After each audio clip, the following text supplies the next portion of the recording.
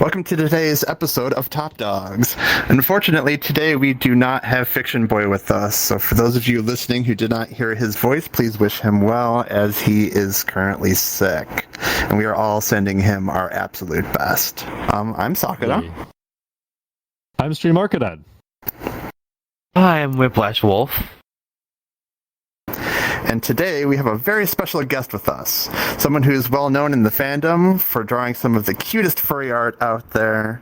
We've seen his art from PNG tubers to emotes used on Twitch and wonderful art pieces all over Twitter, and responsible for bringing us the tented dog species.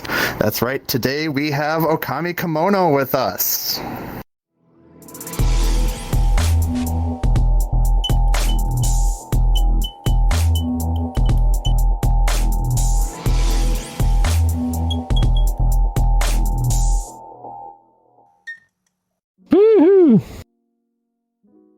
Hello. Ookami, how are you doing today? Tired. Con prep for months. Right, you've got conference coming up. Yeah, in a few days. Nice. Well, let's get started with some questions here. One thing that we do like to ask a lot of artists is, what got you into art? Like, what was your inspiration, and what got you into furry art? Well, I grew up in a family of artists. My dad was a musician, and my mom was a graphic designer. And I guess I had trouble. I had trouble speaking when I was very young, so I used artwork to communicate to my parents and to those around me, like how I was feeling, what I was thinking, and it kind of just spiraled. It's like, I can convey my thoughts through artwork, so I decided to pursue that. And I started to develop a style for myself. And what got me into furry artwork? Well, I always had a thing for furry, animal comics. Cartoons like the old Disney cartoons, like Robin Hood or Lady and the Tramp. All those old style cartoons. And I don't know, it kind of grew on me, so I decided to draw those characters out. And over a period of time, my family introduced me to anime. So I started to watch a lot of animes. There was what was it? There was Sailor Moon. There was Sherlock Hound.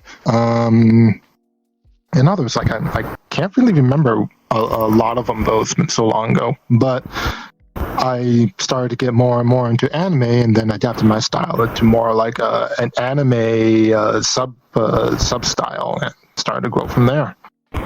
And I didn't really know about the furry fandom until I was in college, until during my freshman year of college. I was sitting right next to this student who was drawing basically furry artwork, and it's like, oh, you like drawing animals as well? And she said, this is furry artwork, and I was like, what is furry artwork? Because I never heard of it. I just heard of anime artwork, not furry artwork. And she told me about the fandom. This was back in the early 2000s, so the fandom was still relatively young back then. And she showed me a lot of artists on VCL, Furry Muck, and it's like, you know what? I like this. I really do like this style. So I decided to slowly participate into it. And yeah, I had my own website where I did human artwork with, anime and animal artwork. And then I went into VCL, and that's where the fandom really opened up to me. Very cool. And so you've got your own kind of artwork that you do, in a way. I'm not sure. Your business? Oh, yes. I don't understand what you're asking me. Sorry. No, I'm trying to include you in the conversation. I'm sorry. Oh, okay. Sorry. No, it's okay. No, because I remember, so here's why I'm a bit distracted, is because I feel like Ookami, I've heard his name before, and then I remember that you were a guest of honor at Fernal Equinox. Is that a few years back, right? No, I was never a guest of honor at Fernal Equinox. I was a guest of honor at What the Fur in Quebec. Oh, What the Fur, that is it. Yeah, sadly What the Fur doesn't exist anymore because it was in Montreal and sadly it failed. But yes, I remember you being a guest of honor there. I'm actually from the area and I've been to the last What the Fur there was before they shut down finally for the last time. So I'm like, this name tells me something. I can't find it. So I was like looking on my site to make sure I had the correct information. Sorry. It's fine. Yeah, I was guest of honor at What the Fur. God, this was how long ago was it? I can't remember when I was guest of honor at What the Fur, but I do remember it. It was quite the experience. It was probably like anywhere from 8 to 11 years ago, I'm pretty sure. Because that was the last time I did a panel at What the Fur explaining how to make fursuits. Huh. Very cool. My body was shifting. It's actually really cool. Yeah, small world. What about you, Whiplash? Do you do any kind of artwork in any kind of form, whether it be, physical or digital or anything?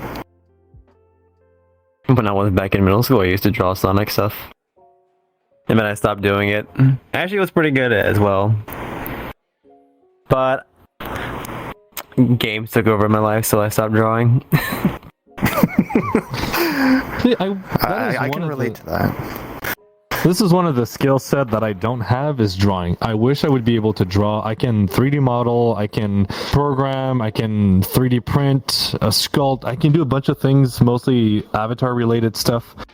I can do technical drawing, 3D models, parametric. The only thing I can't do is drawing, and I wish drawing would be so useful because I'm currently working on a project right now, and it does require an artist in my team, and I wish I could have done everything on my own, but like composing music, drawing stuff is not really the thing I'm able to do. But I have high admiration for people that have that skill of being able to take something from their mind and put it onto a piece of paper and see all those details, the shading. There's so much work that goes into this, and I have high respect for artists out there. And I've seen your work, and it's really impressive, high quality stuff. Thank you. And actually, kind of going along the same here, the positive response that you get from the furry fandom in regards to your art, like, how has that impacted you as an artist? Well, I was always self-conscious with my artwork. Through elementary school and high school, I didn't really get that much support over my art. It was more like vandalized more than appreciated, because I would draw these like large illustrations for my teachers that I admired, and they would hang it up publicly on the walls. And this was like during high school, so of course like kids in high school can just be like downright mean, and they basically defaced it. They defaced all my artwork. So that really did discourage me a lot. But as soon as I got into like VCL, which was basically like the Fur Affinity back then, like back in the early 20s, it's now an archive site.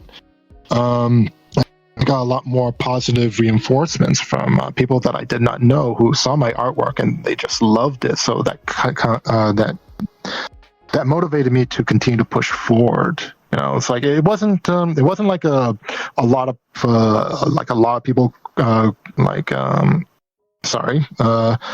commenting on my artwork, but it's just that just a small little, hey, this is good artwork, you do a good job, keep at it. That's what motivated me, and I made a little friends here and there in the fandom, and they also helped me as well. So I was really motivated by like the overwhelming positivity that the fandom actually gave me. So I continue to draw, and I enjoy it. And like I enjoy drawing furry artwork. You know, my teachers never really did understand furry artwork.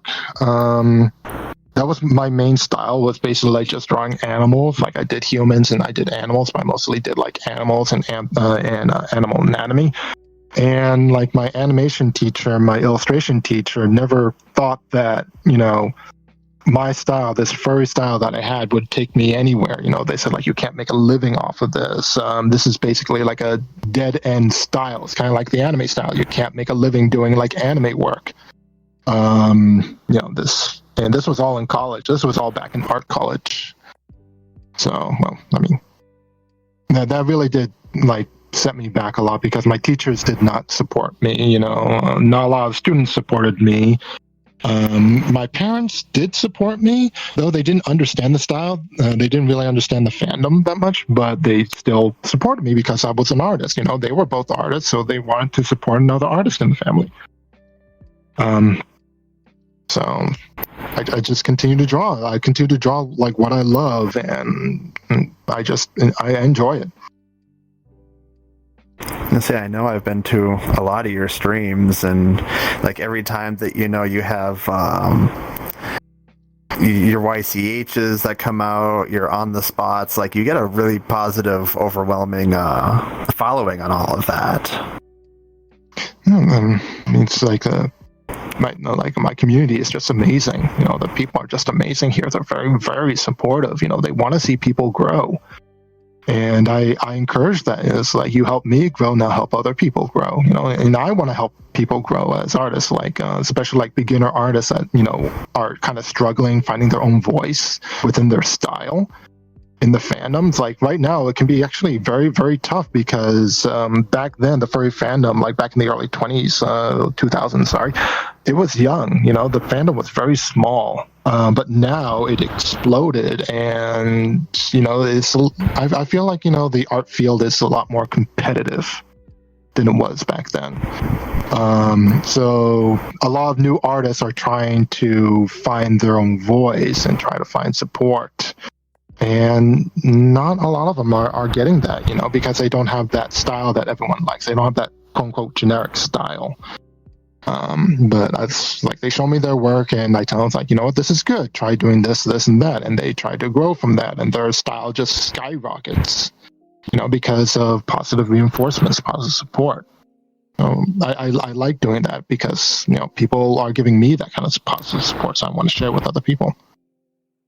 You mentioned earlier that you were kind of struggling at high school because people were, you know, vandalizing your artwork. Just generally speaking, I think high school is a really bad like metric to get an idea if something you're doing is good or not, because usually kids at that age, young adults, and if anybody's gonna stand out or be different, people are gonna pick on them. So if my message for the viewers and listeners out there, if you're somebody that's still going at school and you're getting bullied or intimidated, or people laugh at your artwork, ignore them.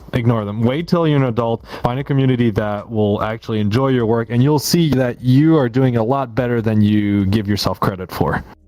So give yourself a chance. Don't let high school and other younger people judge you for your work. They're not worth your time. Just don't. Yeah, that's really, really true. You want to add anything, Whiplash? I mean, Stream pretty much said that correctly. Just enjoy what you do. You're gonna always have critics on what you do in the first place, but you always push through it and just make it better. And just do what you like doing. That's the way life is. You just gotta push through the barriers. It's all really, really fantastic advice.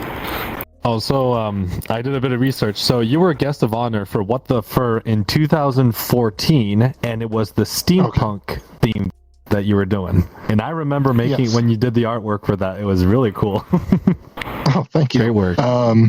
The shirt, though, it's like that was a printing mistake. You know, it's like if you remember the shirt, it was black and white. It was supposed to be in full color, but something happened at the printers, and it just turned out like very, very monochrome. So Oh, wow. No, a lot of people loved it. They actually thought it looked better because it had that rustic feeling to it. And from what the head of the con actually told me, those shirts were the first one to actually sell out completely on day 2.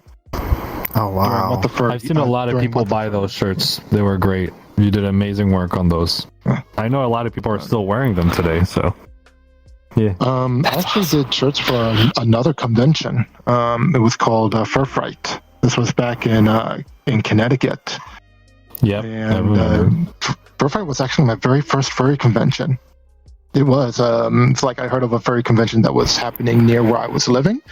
And it's you know what? I want to actually go there and see what they have to offer. And, I went there as an attendee, and it was just amazing. There was an artist alley, a dealer's den, events and everything like that. So it's that motivated me. Just okay, maybe I can try my hand in selling merch stuff. So the next year, I actually went there and became a dealer. And of course, I barely made any sale, but it was just a wonderful experience. Started to get to the point where I went there yearly, and the head of the convention, what was his name? Bellic Bear. I think his name was Bellic Bear.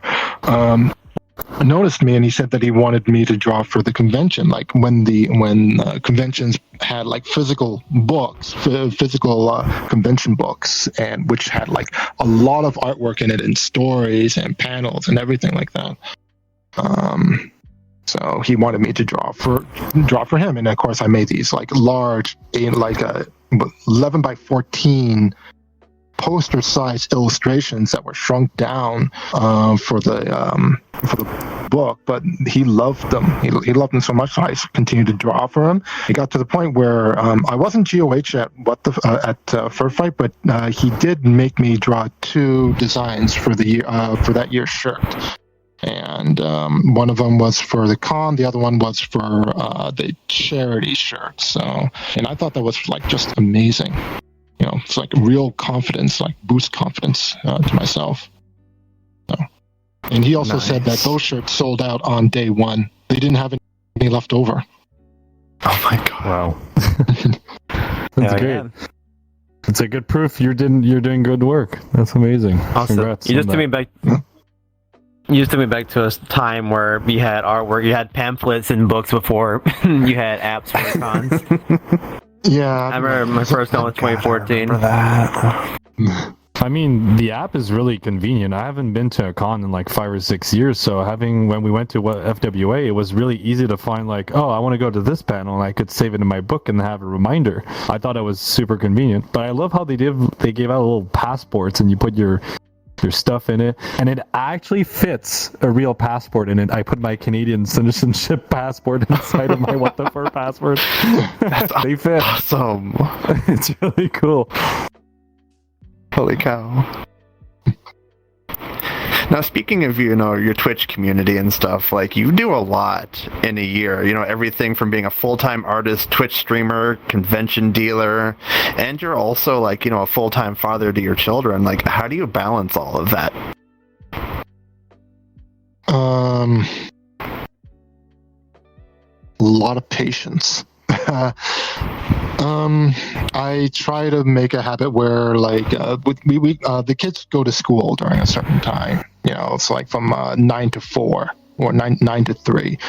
And so during those times, that's when I work. And then when the kids come home, I try to spend time with them. Or if I'm really, really booked, I have to actually continue to work. And so it's with my significant other, Sorian, she helps me balance between work and taking care of the kids. So then I start to develop a routine for myself. So it's I wake up, I start working until 3 or 4 o'clock, and then I have to go pick up the kids and then spend time with them, and then have to cook dinner.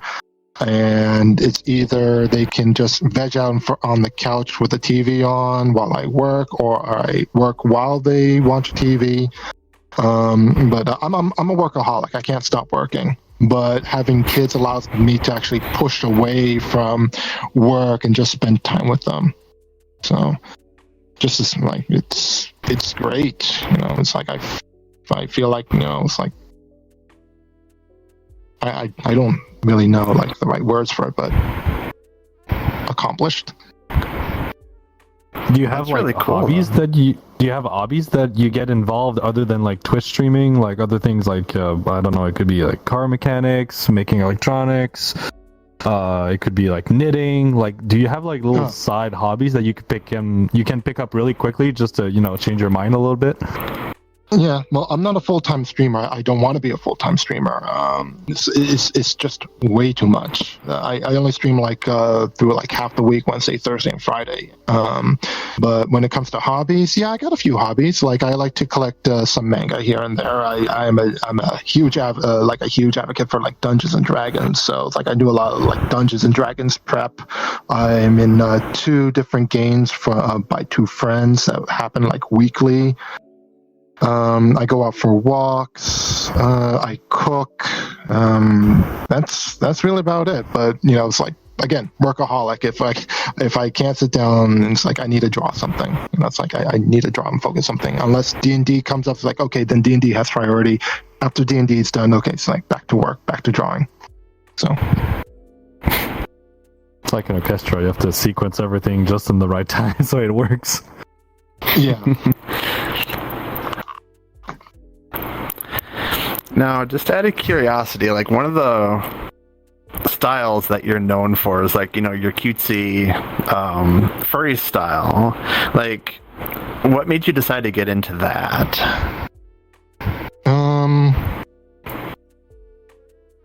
It made people happy. Like it was positive. It had this positive feel that a lot of people liked. When I first started out, like when I was on VCL, I did like a lot of furry artwork, a lot of traditional furry artwork with pen, but it was very dark. Like it was very gothic style, noir, you know, kind of bloody, very serious tone to it. So like it first started out as emotional art pieces, like narrative emotional art pieces. That's what I was known for, is making these illustrations that told stories, and they were often very sad stories about like real life, like anxiety, depression, breakup, uncertainty, nervousness, being scared, you know, stuff like that.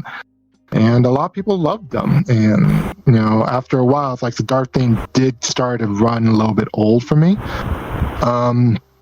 So it was when I was working at a coffee shop that I decided to try something cute and made this cute style, like this little, like more smaller characters, probably a little bit more chubby, more cartoony like, and then it kind of developed into a chibi style. So after that, like a lot of people just love the chibi style. They love this certain chibi feel to it, and they liked how it was different from everything else because from what I explained to them, it was basically I took like what a fursuit looked like with big head, big body, big hands, and then the kind of like digigrade legs. That's why they have really thick hips.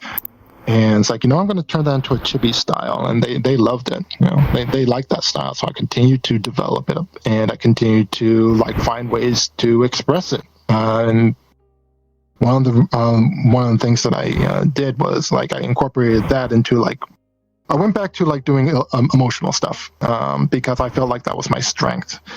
Because like I could draw like stories that you know that I've been through, that my friends been through, and I can just put it into an illustration so people can look at it and feel like they're not alone, like they are not alone with their problems or their thoughts, that there are other people out there that are going through the same thing, you know. So it's like kind of therapeutic. So I used the chibi style for that because I wanted to have it be, you know, welcoming, you know, cute, welcoming, and colorful, but also has this kind of like adult undertone to it, this adult feel to it. So it's like people can appreciate the cute stuff, but they can also probably relate to the real life stuff that's happening in the picture. So after a while, I did a series called Lights of Chibi. which is basically like just one picture panel telling a small story about like either depression or life or about self-consciousness, relationships, everything like that.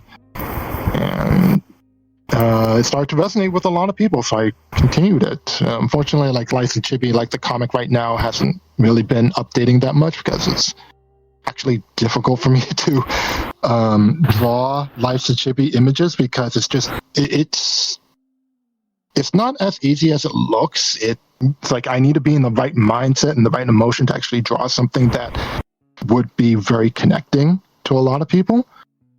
So it does take a lot of emotional energy off of me to actually just sit down and think about something that, you know, can relate to like the majority of people, but in a cutesy style. Before that, I did actually have a series called Dear L. This was back in like VCL, early FA years, where I did do something similar, but not with chibi style, with like full body or full grown antho style, and it was very, very adult like because it was just people writing to like someone named L, so like kind of like a Dear Abby kind of thing. Like back when newspapers existed, you had articles of people writing to like Dear M or Dear Mary, Dear April, stuff like that. Just one name. So I decided to do the same thing and have these stories of people asking questions about things in life, like are they beautiful enough, you know, it's like should they like sleep around, or it's like should they be cautious, like take caution to the wind. It's confusing about life. They're just like, I don't know what is happening in my life and I need answers, so I'm asking you about it.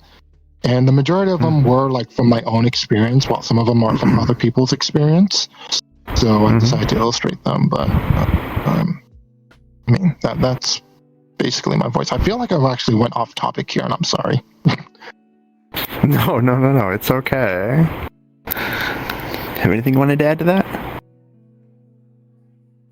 You were mentioning earlier that you like to do those artwork where you explain kind of life stories and like dealing with, you know, you mentioned multiple subject, depression, anxiety, social skills and stuff. I respect that. It's kind of what I've been doing as well with my Dad Vice series, is where I gather up personal experiences or stuff I added around, and I try to make content out of that in the hopes to inspire people. And I find it really cool that you do that as well. You know, life is not always easy, and it can be a real struggle. So it's good to be able to help out, share experience and knowledge. And respect for you know, trying to help out and try to do your best, and juggling with being a father and doing all that must be quite a lot of work as well. It is. Like my own kids are like a good source of inspiration because like they're gonna grow up like experiencing those things too. I mean, it's like the educational system has changed a lot since I was in school. So, but like my own kid is going to like find out what bullying is, or about like self-identity. You know, especially now since like. I feel like society is a lot more open than it was like back in the 90s about your own identity, about who you are, because like back then I had to be very, very closed. A lot of people had to be closed off. I didn't come off at, I didn't tell my parents that, you know, I was bisexual until like I was in college, you know, because I couldn't address that while I was you know, in high school, because it was frowned upon a lot. But you know, hopefully my daughter would have less struggle finding out who she is or who she wants to be in her educational life. You know, a lot easier than mine. I'm curious, how many kids do you have, and how old are they, if you don't mind answering? No, I don't mind. My oldest one is my stepdaughter. But because I was there earlier in her life until like now, it's like she is like my daughter. You know, I do call her my daughter, and I do have my biological daughter who is 7. My oldest one is in like 20 years old. So Okay. Thank you. Yeah. All right, I think it's that time. All right. Do you want me to do the part that fiction does, or you want to do it? Or do the whole part with fiction? I think you'd be better at it than I would. I'm no fiction. Okay. All right, guys. So remember to subscribe to our YouTube channel and hit that notification bell. Follow us on our audio platforms and leave us as a rating. That will help us a lot. You can also join our Discord and Telegram chat. Link for all of these are in our link tree down below. Also, hey, for the Top Dogs fan, yeah, it's down below in the comment section. Hey, Top Dogs fan, are you ready for an elevated fan experience? Discover exclusive perks by joining our server subscription on Discord or Patreon. For only $2.99 a month, become a podcast supporter. Unlock raw, unedited podcast episodes, access supporter meetups, and receive a unique custom paw emoji among other special goodies. Craving more? Then level up to our podcast supporter plus for $5.99 a month. Participate in episode voting, share your feedback, and experience the excitement of being in our live audience. Plus, get an insider's peek at our upcoming plans and merchandise. Remember, your support is our fuel to our fire, and while these subscriptions are optional, they significantly help us grow. So join us. Join us now, and let's make Top Dog's journey even more phenomenal together. And if you guys don't chat with your friend, I think Whiplash is gonna threaten you with something. Here it comes. One second, I'm gonna get to it. Here it comes. Hey. Guess what? If you don't do it, I'm gonna threaten you. God, where's it at? I'm gonna threaten you with a good time. Isn't that what everybody wants? Be threatened by the big Whiplash wolf with a good time. I was gonna say, I'm just not gonna tell people just to be threatened by a good time. I have a friend of mine, every time I say something it's negative or it's like a punishment, he's like, oh, don't threaten me with a good time. Like, why do you have to make it like that? Every single time he has to make it awkward. I'm like, God damn it. I'm like, oh, if you don't stop talking, I'm gonna slap you. It's like, don't threaten me with a good time. I'm like, God damn it, would you just stop talking? Jesus Christ. I just played through with one of my friends. It's verbal rule 34, you know? I'm You not can sure literally what turn Colton is doing. anything Is he into... vibing or... It looks like Colton's trying to do having fun caramel right there. dancing back there. Like, I thought he was I doing could be sign horribly language mistaken about for a that. second. but- He was trying to explain to something. I want to say, Really hey, dance. boom, boom, boom. Anyways, Mr. Roo. we're getting off. We're getting off track. Hey, we need shenanigans throughout the episode. That's what makes it fun. Very much so.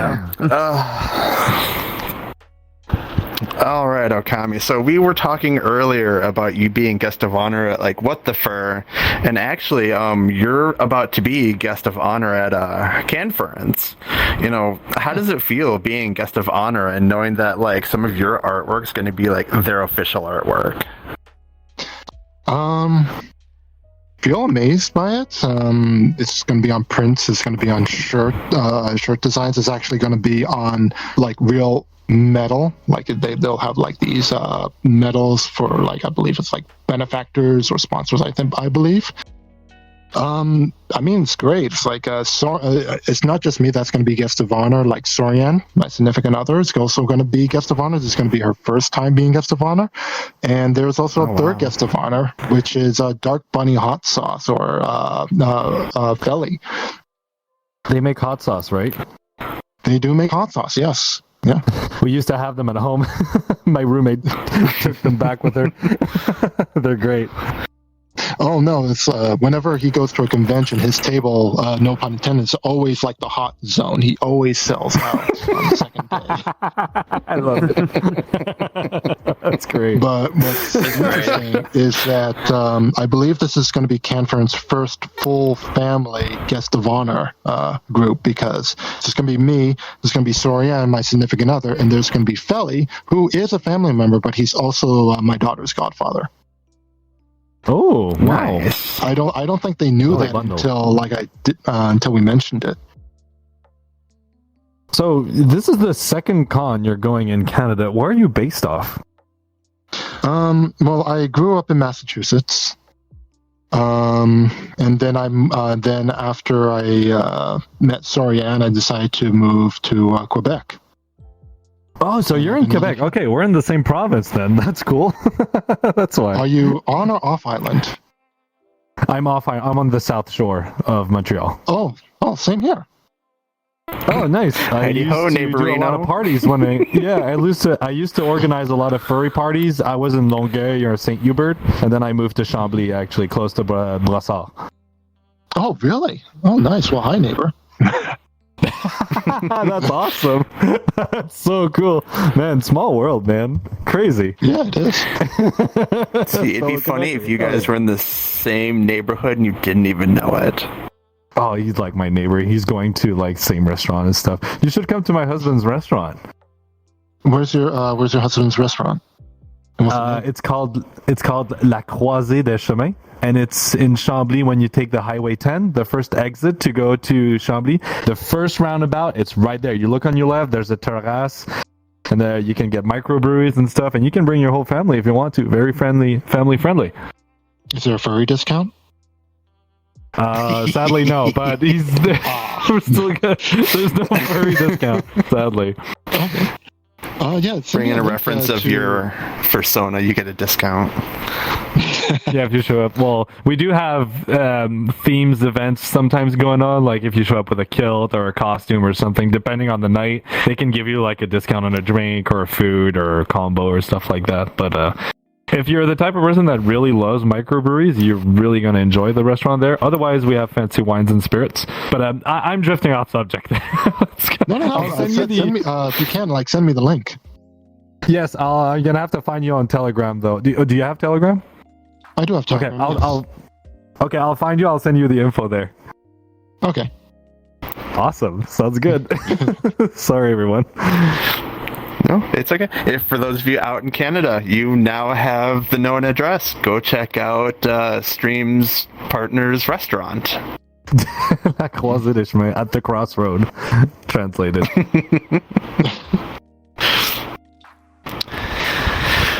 All right, now one of the things that's kind of like very personal to me about your artwork is like, you know, a lot of people use your artwork for like their official branding. Like for me, for example, you like I have you as my personal emo artist, and on my Twitch page, all of my emotes belong to you. Now, I know there are other streamers out there who, you know, like from their PNG tubers to their emotes to a lot of like the artwork that they have like on their screen is, you know, all artwork that you've done for them. So like, I guess for you, like, how does it feel being the official artist for like a lot of these, you know, a lot of these names for a lot of these brands? I mean, it's I'm still kind of new to Twitch. Like I've been on there for about a little over 2 years. I used to stream on like Picardo.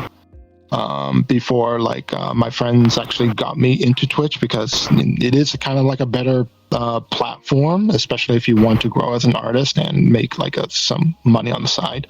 But like doing their avatars and like their PNG tubers or their GIF tubers or like their emotes or alerts, layout, stuff like that. I mean, it's great because it's being seen by a lot of people and they grow from that. Yeah. Oh, that's awesome.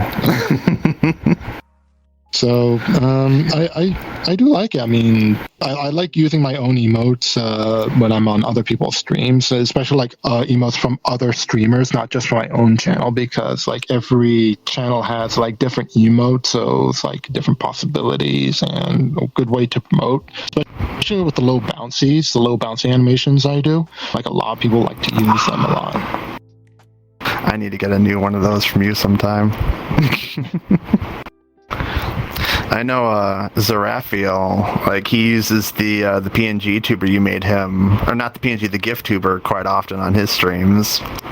Oh yeah, he's not an innocent fox at all. No, he's great. Right. Like he commissioned me like for everything. It's like from like the emotes to the background to the GIF tuber to announcements, like to animations. Like, he commissioned me for everything. I'm still working on everything that he wants me to do. It's taken me quite a while, but he loves it, and I feel like his own voice does actually feel right to the character that was animated. And he does give off that certain vibe that resonates through the artwork. So he's using it very, very well, and I'm actually happy that he commissioned me and I had this opportunity to work with him to help his channel grow, because his channel is growing very, very fast. And he tells me that it has to do a lot with like just the visual feel of his stream. It's like it's very welcoming, it's very warm, it's very lighthearted. And he said, like, it's because of you, my stream is growing. It's like, you're like, I'm not really sure how to like really respond to that. Instead of saying like, you're welcome kind of thing, like, thank you for commissioning me. So, because I'm not really used to that kind of compliment. Because I'm mostly just like, I just work. I just draw. It's like, someone wants a piece of artwork, I will give it to them, and I would make sure that I give them what they really wanted, and sometimes go beyond my my skill use, my skill set. So, but it's just great to see like people like appreciate my artwork and enjoy my artwork to the point where it does help them grow as either a streamer or as an artist or as anything that they want to be. They're giving your artwork an extended purpose. I feel like you're not just delivering a picture, they're actually using it for more than what its intended purpose is. They're using to animate their streams, compliment, add logos. It's really cool. I like that. Yeah. It's always interesting just to see them like go ahead. Oh, I was going to say, you sounded like you had a comment to the whole not an innocent fox thing. Well, we're furry. Like, you would know about being innocent. none of us are. We're in the furry fandom. Like 99.8% of us are not innocent. I don't know what you're talking. I'm a pure. We gotta give that antibacterial Germex rating. 99.9% non-innocent furries. I'm Was it giant call pink it horny potato. spray? I am as innocent as they comes. God, I would love to have some of that because this fandom needs it. Yep. Somebody needs to patent the anti-horny spray. But I'm getting off topic. I'm sorry. I mean, we do have a lot of young furries in this community, and when they're young, you're a young adult, the hormones are kicking in, so that's maybe why the horny spray is so useful. Oh God, yes, please. It usually comes down around 25 or 26. Usually. I mean, I'm 28. It's finally killing off for me. Thank God. It's starting to slow down for me, and I'm 31. It's starting. It's been on a decline, and I'm older than all of you, so... Well, except... Well... Damn, I don't know how old it is.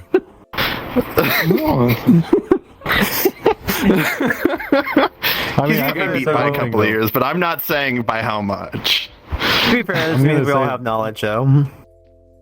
My husband is like almost turning 40, and he has twice the drive as I do, and I'm younger. I'm like, how the hell do you do that? Incredible. He's not very vocal about it. He's very humble about it.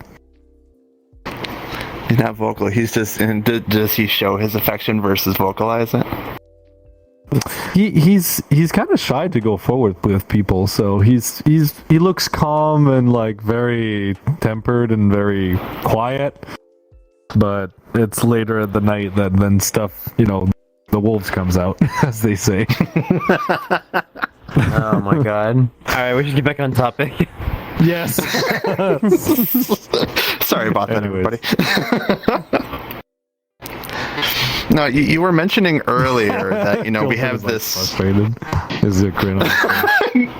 Colton's just like, please get back on topic. Stop talking about this. This is too much editing to do. I mean, he can whisper in our ears. He has the power to do that if we're going off top subject for too long. No? Yes, you can. You just He doesn't want to. hop He under doesn't their want to. ear. He does.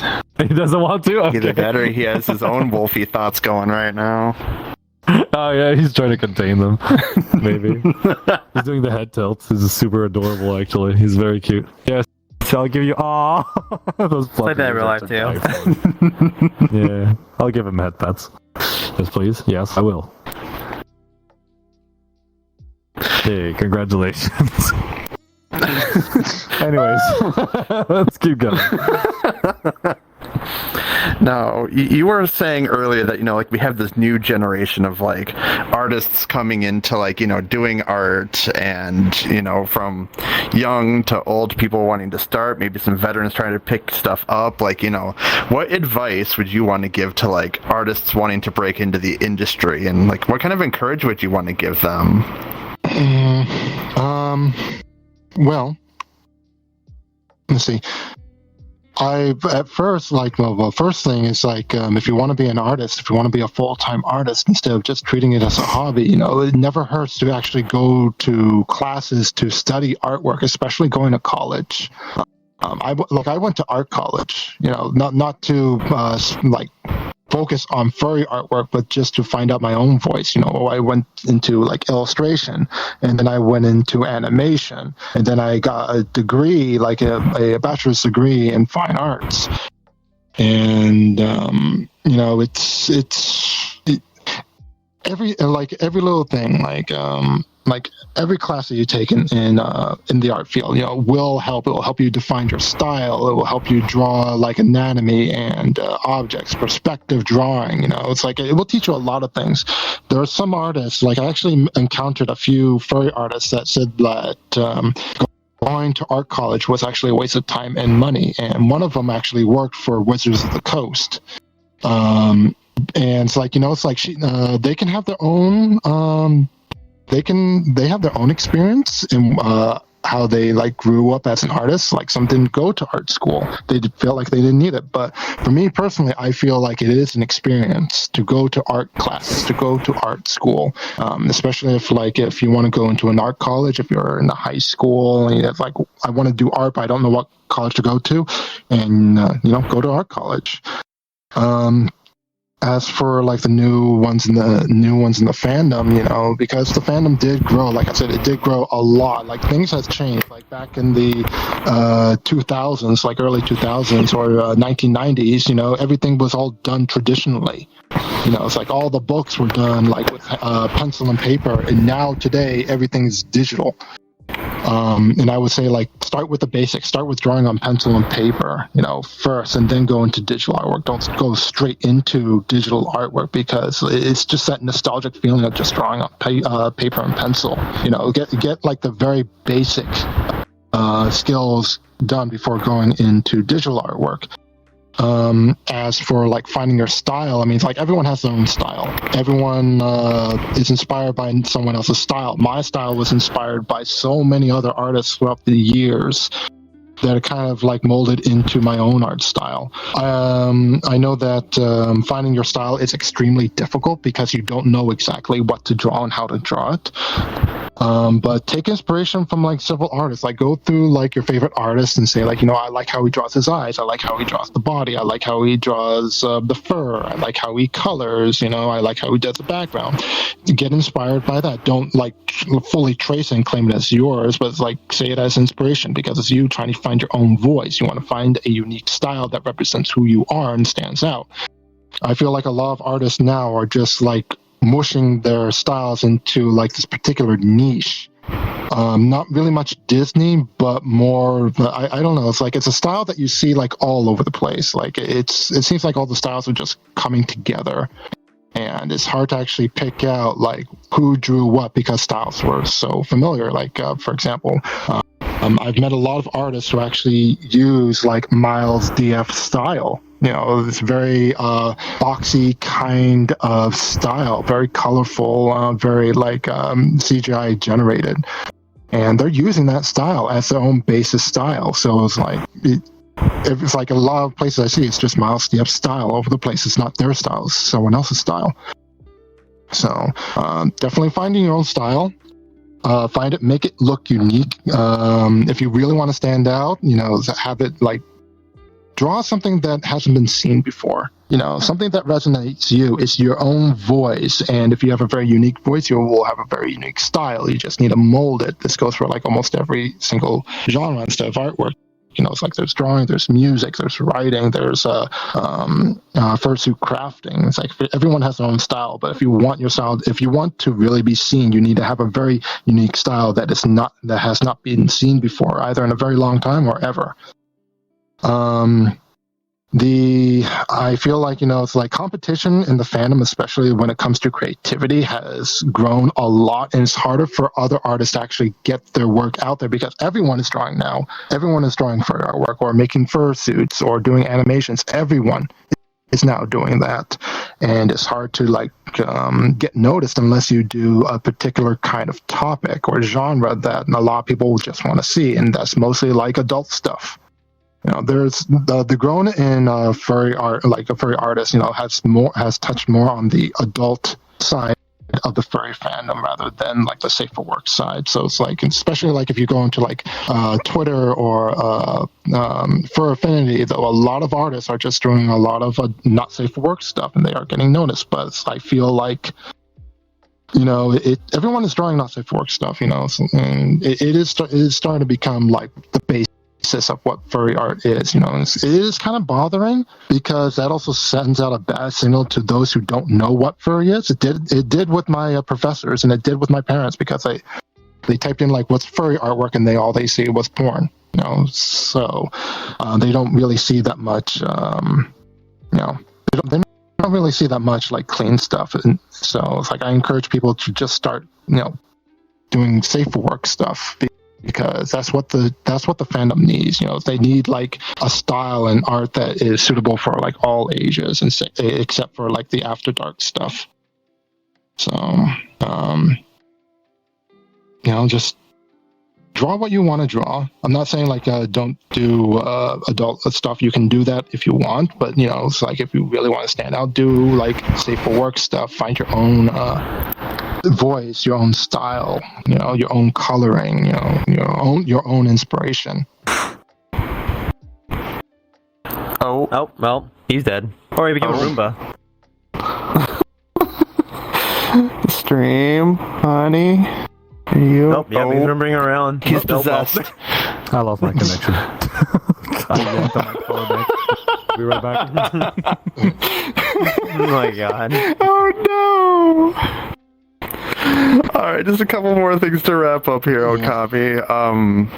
What future projects do you have going right now, whether related to, artwork or not? Like, what should we look forward to moving, forward? I plan to actually take probably a month or two off to myself from working, because I'm just running myself to the ground right now, always working, so I need to take a vacation to myself. During that vacation, I do plan to make a chibi comic, because I want to go back into comic books again. I've got 2 published so far, so I want to do another one. But in order for me to do that, I need to put a lot of focus into that, so I can't like juggle that and commissions at the same time. So there will be another comic. There might be 2 comics, and one of them I actually might send to like Pixar for like I don't know, like a narrative storyboard, because I feel like if I did like a Lights of Chibi comic, and what Pixar does, so I definitely want to try to get into that kind of profession. But yeah, just doing comics. I want to go back to doing comics. I want to draw like stuff from me again, because I love my job. I love drawing for my community. I love drawing for clients, but sometimes I just need a break to myself. But for the past couple of months, because it's been commissions, and then convention, and then convention homework, and then commissions, and then another convention's coming up, and then I'll have convention homework to do. It's like, okay, I need some time to myself. So after the convention, after I'm done with the homeworks and commissions, I'm just gonna do my own projects. You heard that, everybody. Remember, burnout's a very real thing, so make sure that you have plenty of self-care. Take time off if you need it. Yeah, I would definitely Right. need that some time off because I'm about to burn myself off. Oh yeah, I will next weekend. Next weekend, I'm going on a paramotor flight, so I'm gonna be good. Nice. Very cool. All right. I guess, last thing here, Ookami, is, how can people find you? Like, what platforms are you on? Like, where can they find you? I'm on Twitter. I'm not calling it X. I'm calling it Twitter. I'm on Twitter called the OK Spot. So the OK Spot. I'm also on for Affinity under O-Kemono. I am on Facebook under Ookami Kemono. I also have a Discord group where you can find the link to the Discord group on my Lincoln tree. I also have a DeviantArt account, but I don't post anything on there anymore. So, but the best places to get in touch with me will be FA, DeviantArt, and Discord.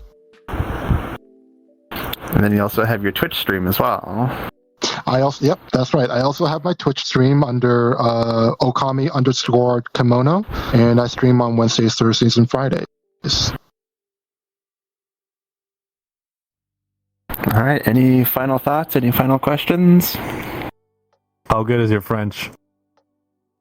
Je ne parle pas beaucoup le français. Not bad. I like it.